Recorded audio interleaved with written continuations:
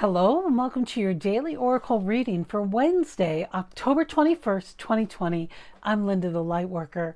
I make these daily videos so we can all stay on our purpose-driven path, really doing our best to live one day at a time, and some days is easier than others, let me tell you.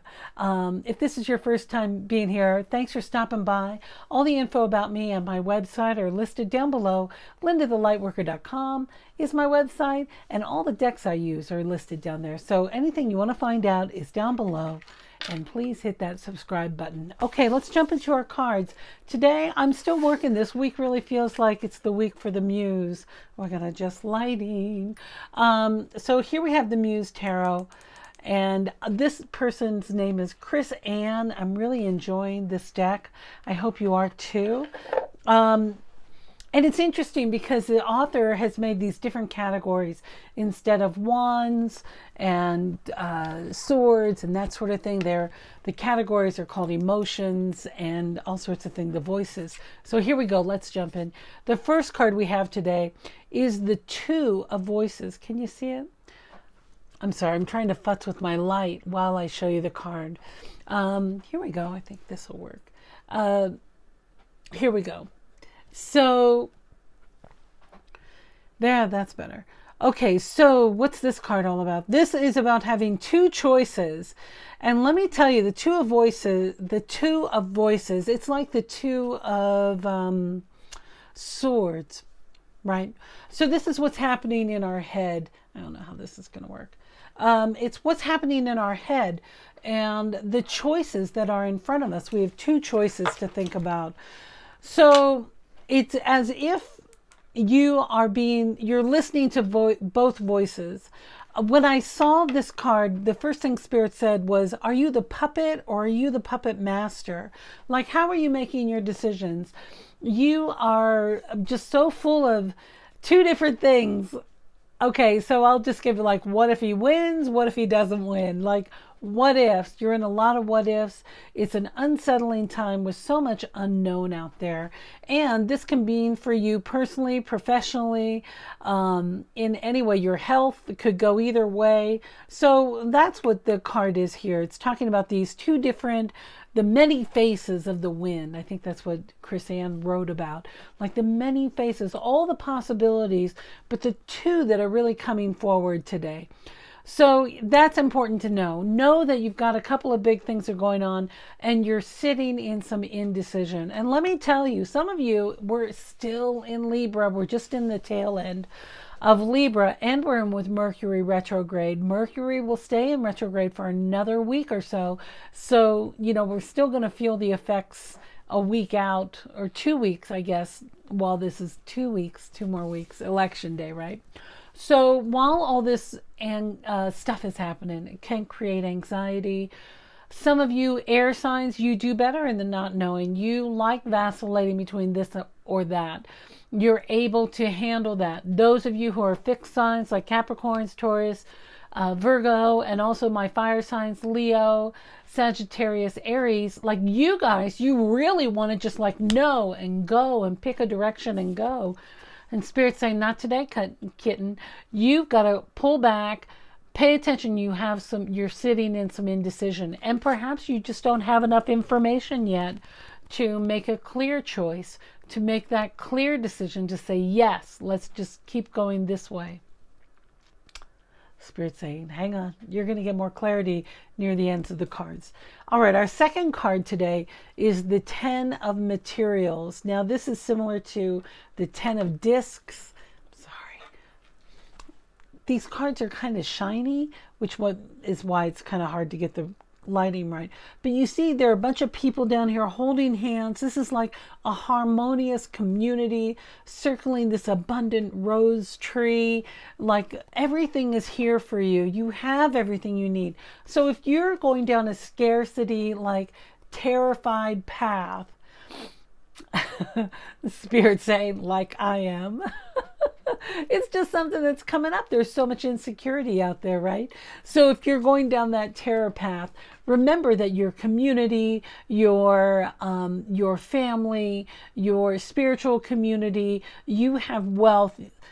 in ways that are beyond measure. That's what Spirit's really saying. It's not just about the dollars. It's about you have things working out. Remember what you have. Count your blessing. Things are working out. And this whole indecision can be coming from a past trauma being triggered by current events. And the current events can be triggering childhood trauma, in fact, when your voice is not being heard, when you are, maybe some of you are having challenges within your own family dynamic. That's what I'm hearing too. But remember, everything's going to work out. You've got everything you need. You have skills, you have talent, you have the ability, you have foresight. Spirit's saying it's all going to come in together. Hold hands through it all. Like, how do we hold hands through COVID? All right. Our final tarot card today is the Eight of Emotions.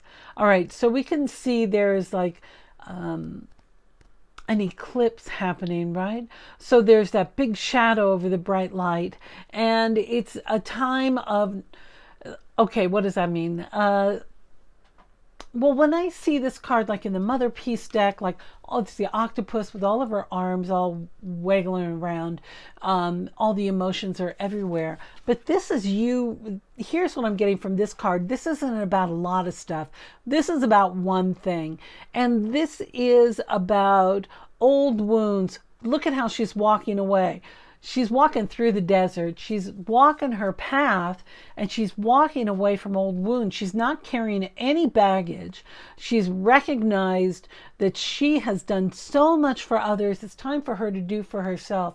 And that's the invitation for you, is to remember to do for yourself more than you would have done for others. And I know if you're a giver like I am, or someone who likes and feels more comfortable being in a caregiver role, by making those choices to put you the priority, you to make the best work choice for you, you to make the best health decision for you, you to make your best location, your decisions for you, all of it, what's best for you.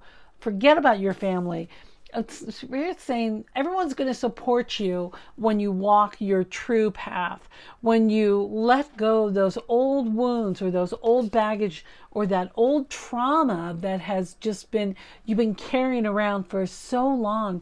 It's time to let it go and to keep moving in the direction that's best for you. Now, finding out what the best direction is for us is the challenge, because you can take the happy path, or you could take the I'm enslaved, or I'm the slave, not slave maker. You don't want to be a master, but you want to be the master of your world.